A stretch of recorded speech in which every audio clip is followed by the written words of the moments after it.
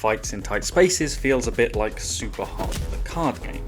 But not Super Hot, the card game, more like Super Hot, the video game, the card game. Like it was Super Hot, the video game, but a card game, but a video. This is stupid. Fights in Tight Spaces has shades of Super Hot, in that there's fast-flowing combat in the theme that's played out in a more considered tactical fashion in the gameplay.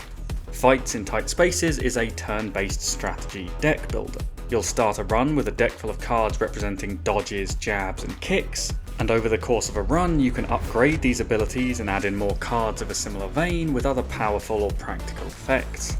Each fight in the game takes place on a small grid-based map, usually styled around an alleyway or a bar or a prison kitchen, the sort of locations where impromptu fights happen in the sort of media that this game is based around. It takes a trick from games like Slay the Spire and particularly Into the Breach, where the game tells you what your enemies are about to do, and so each turn is about reacting to those threats and tactically calculating the deterministic effects that your card plays will have. Ultimately, on each turn you'll want to deal some damage to the enemies while taking little to none yourself, as your health won't automatically replenish between fights. But there are a variety of ways that you can make this happen. If you know where an enemy is attacking, you can step out of the way. You can use block and counter cards to resist some damage, and then use some of your own attacks to deal some damage back. But the part that adds the most tactical depth are the cards that let you move enemies around. Some attacks, in addition to dealing damage, will have an effect that knocks an enemy back a tile or over to the side. This can have the benefit of moving an enemy into a position where they can't hurt you, but even better, you can move enemies into positions where they might hurt one another. If a gunman is standing there with his finger on the trigger, they're going to pull it when the turn ends, no matter who's on the other end of the barrel. And this leads to really rewarding plays where you duck out from in between two enemies, and then watch each one fire directly into the other. If you've played Into the Breach, parts of this will sound very familiar, and this style of gameplay fits the idea that you're an action movie secret agent skillfully reading your enemies before clinically dispatching them. There's a variety in how the cards work. Some cards are about dealing damage, but there are also different effects like stuns, counters, dodges, blocks, and bleeds that you can factor into your decision making. But there's also a difference between how some cards are played. Each turn you have 3 momentum that are your action points for the turn, and the majority of the cards you start with will cost 1 momentum to play. But another metric the game has is combo. Every attack you play builds the combo meter up by 1, and every movement drops it down by 1. And certain attacks will require a certain level of combo before you can use that card. A card like Left Spin Kick, that's actually the name of the card, attacks and pushes an enemy to the left, but it requires 2 or higher combo in order to be played. So if you want to use this card, you have to have done some planning in advance and chained together some attacks to build combo. And this might make combo cards sound prohibitive to play, but what's clever is that cards like this, while they do require some initial setup, don't cost any momentum. They don't use any of your action points to play these attacks, and so it rewards you in a classic fighting game way for building up a combination attack that gets more powerful at the end. Building up combo is another tactical option, and it gives you more decisions to think about on your turn depending on what cards you've got to draw from. And that selection of cards comes from the deck building. It feels like deck building in Fights in Tight Spaces is less focused on combination and synergy like it typically is in deck builders, and instead it's more focused on having a decent balance of individually useful cards. What I mean is that the cards don't tend to be in your deck to enhance the strength of a particular style, like how a Slay the Spire deck might be built around block or poison. Instead, each card in Fights in Tight Spaces will usually be there for what the card itself can immediately do on its own. There are styles that you can try and somewhat build towards, like heavy defense, fast building attack momentum, a lot of movement, and they will all feel slightly different to play. I really like having a lot of movement and counter cards in my deck rather than a lot of individually strong attacks. There's something about effortlessly sidestepping enemies and only getting attacked on your own terms that feels like it really fit this secret agent theme, and it was just really satisfying to play. The inclusion of daily runs and a draft mode also let you jump straight into the game with an already somewhat customized deck, and I thought both of these modes were great for allowing you to quickly get into varied gameplay. But even if a deck feels slightly more specialised in one direction than another, they will still contain a lot of similar feeling cards, because you will need some damage, some movement and some crowd control, no matter what you're focusing on.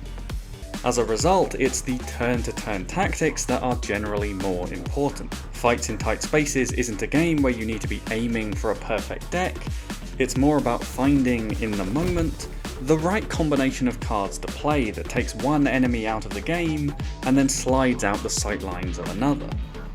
Fights in Tight Spaces is certainly more Into the Breach than Slay the Spire, but the deck building and card drawing element does still serve an important role. What it does is make each turn different by always giving you a slightly different set of tools to use and making you adapt that toolbox to the environment around you.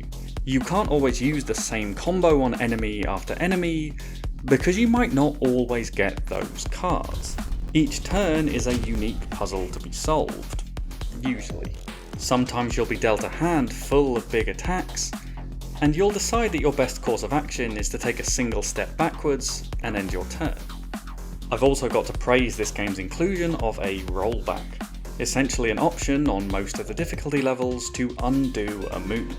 It's not a unique mechanic, I've seen it in games like Into the Breach and The Dungeon Beneath, but if your game has the potential for a single misclick or miscalculation to completely ruin an entire run, I think an undo feature is almost essential. Like here, I took a step back into the range of an enemy so that I could let them attack me and then counter, but I didn't actually have enough action points to play the counter card, and this single mistake of momentarily thinking I had one more action point cost me 16 health out of a maximum of 40.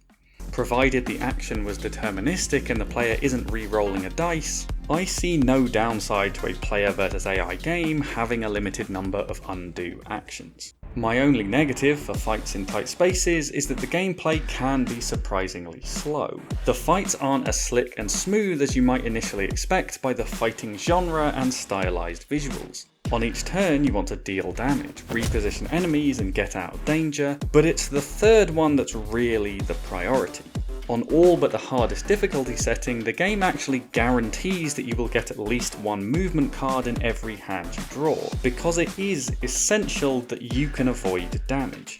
So you will find that there are turns and sometimes even entire fights that drag on for quite a while. Like this fight that ended with me 1 versus 1 against a heavy, unknockable brute with a counterattack. If I attacked him normally, I'd get hit in return, and there was no point in losing that health. So the remainder of the fight was me carefully stepping out of his range and gently prodding him with a long-range jab to whittle down his health while I was never in any danger.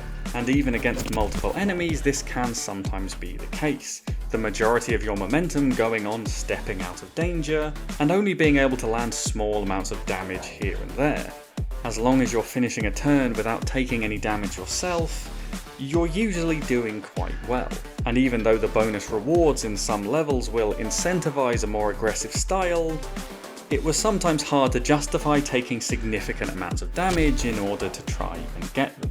But overall, I think Fights in Tight Spaces is an entertaining turn-based tactics game with an engaging theme that fits the style of gameplay, and turn-to-turn decision-making that's kept fresh by the use of cards to draw actions, even if the deck building to get those cards isn't particularly exciting. There's little more satisfying than dodging out of the way and watching the fist of one enemy fly straight into the face of another one, and Fights in Tight Spaces constantly allows for these clever little moves and strategies. And if that sort of highly tactical turn-based gameplay sounds like your sort of thing, then Fights in Tight Spaces is well worth looking at. Thanks for watching, I hope you enjoyed the video. Subscribe to the channel if you want to hear about other games in the future, and if you'd like to watch a video on another interesting game right now, then there should be one for you on the screen. Goodbye.